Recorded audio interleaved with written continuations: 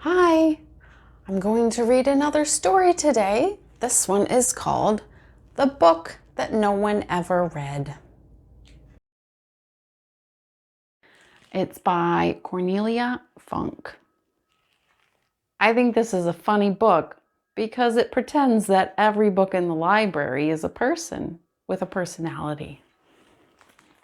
Let's find out about these book personalities.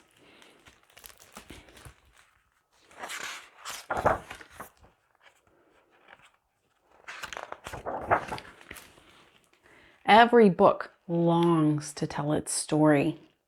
From the moment they're bound, they wait for fingers to open them up. Do they? Well, books are as different as people. Some are adventurers and want many readers, while others have forgotten they once longed to tell their stories.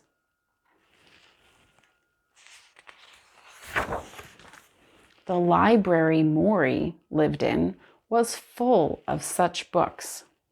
Maury was only 5 years old. There's Maury. That is very young for a book. But he thought that 5 years are an awfully long time to just sit on a shelf. So one day, he pushed himself forward just a few inches.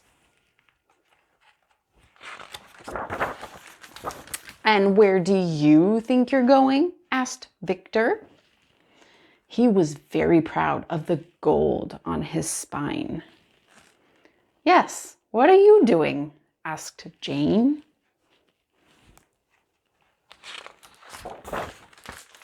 "But I'm bored," Maury exclaimed. "No one ever reads us." "Well, lucky us," exclaimed Nietzsche from a shelf above. "No fingerprints on our pages, no cracks, no bent corners." "Yes," whispered Beatrix. "One hears terrible things. Books left open for days and days, weeks even." She went on and on.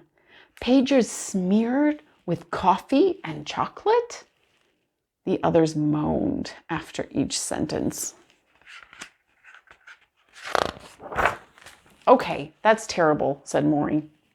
"But not as terrible as nothing happens ever. I want fingerprints on my pages. I want to be read until I come apart." Oh, the moaning and rustling that filled the library.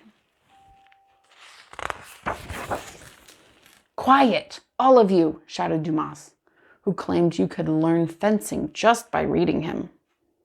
"The young one is right. I would love to leave, but I am so old. I guess my spine would come off." "Leave?" asked Maury. "How?"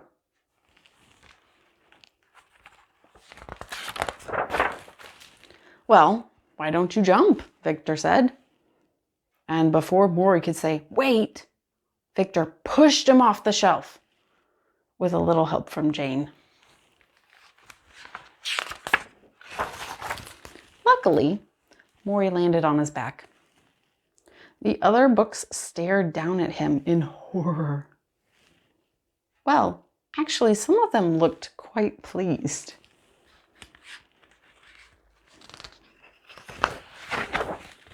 And just when Maury got up, the woman who dusted their pages walked in. Maury gathered all his courage and slipped through the door. Freedom! Maury ran and ended up on top of a huge staircase. He stepped closer when something furry jumped at him.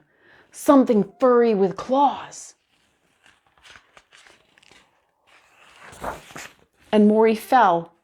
He fell down all the stairs. Oh, it hurt.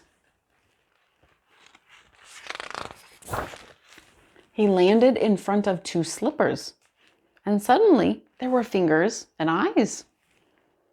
The fingers were slightly sticky, but oh, it was wonderful.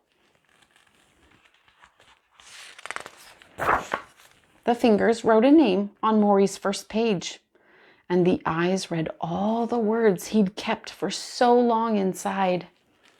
And Maury was so happy.